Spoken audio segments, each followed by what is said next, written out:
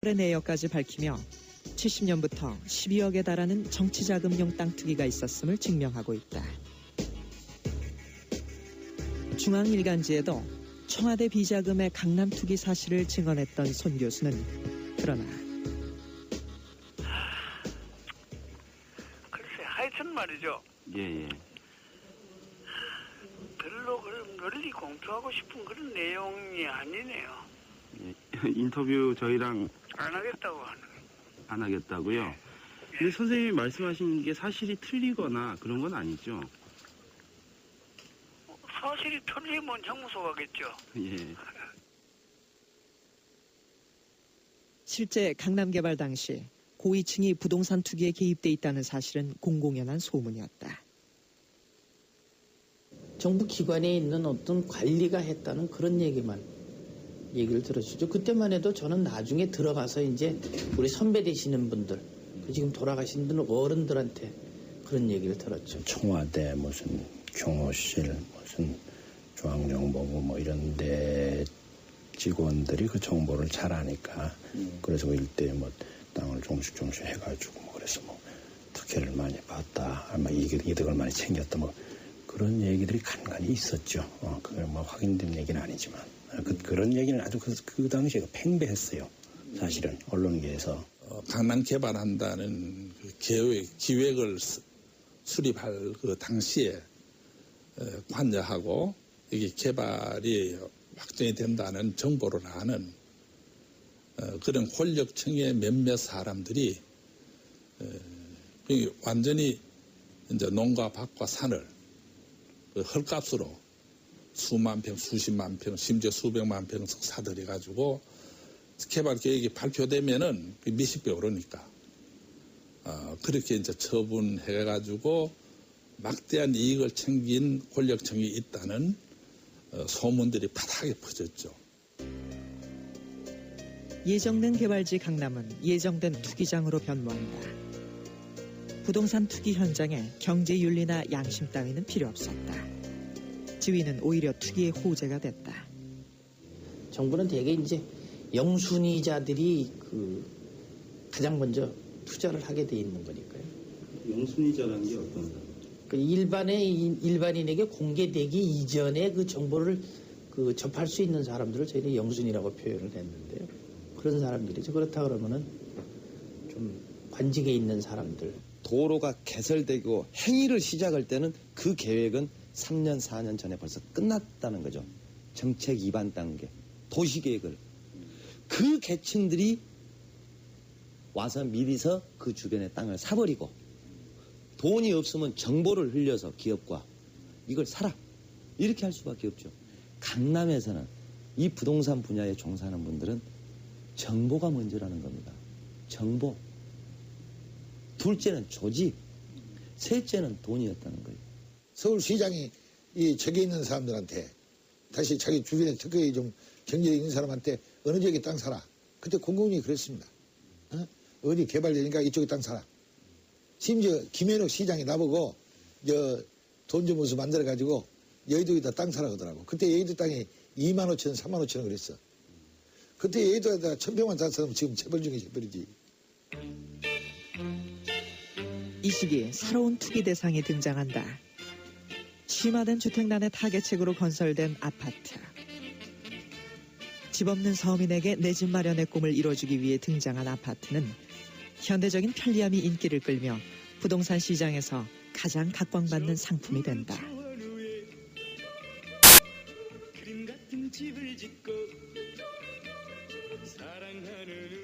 아파트 값은 폭등했고 분양권에는 반드시 엄청난 프리미엄이 붙었다.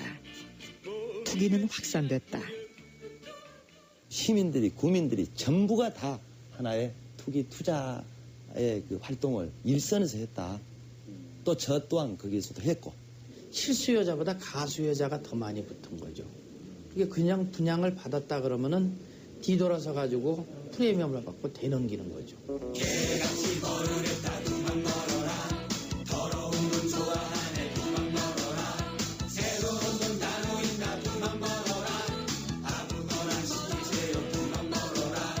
인정 찾고 양심 찾고 개소리를 얻을 만한 정수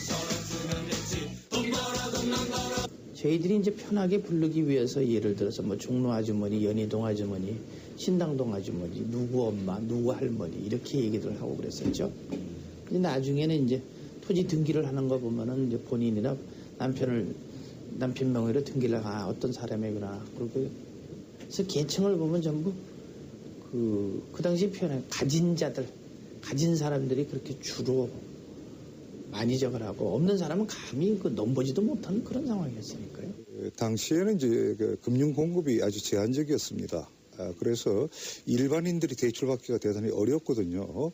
그런데 이제 일부 이제 좀 세력가들은 은행 대출을 받아가지고 그것을 가지고 이제 부동산 투기를 하는 경우가 많았었죠.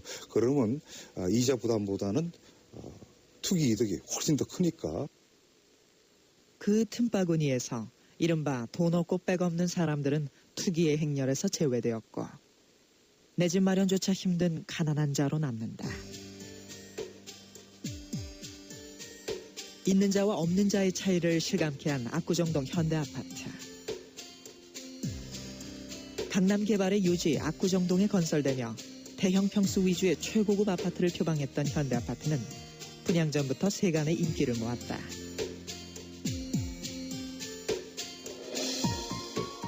그러나 현대아파트 특혜 분양 사건은 특권층의 부동산 비리를 수면 위로 떠올린다. 사원용으로 지어진 600여 세대의 분양권이 사회 유력 인사들에게 빼돌려진 것이다. 당시 특혜 관련 혐의자 900명의 명단은 신문 한 면을 뒤덮을 정도로 엄청났다. 소위 현대 측에서 볼 때는 그 사람들이 특혜를 좀 주어야 되겠다, 줄 필요가 있다, 그런 사람들이었다고 이제 보면 되는데요. 그렇죠. 그러니까 행정부의 장관, 차관, 국장급 이제 소위 말하면 고위 이제 직인데.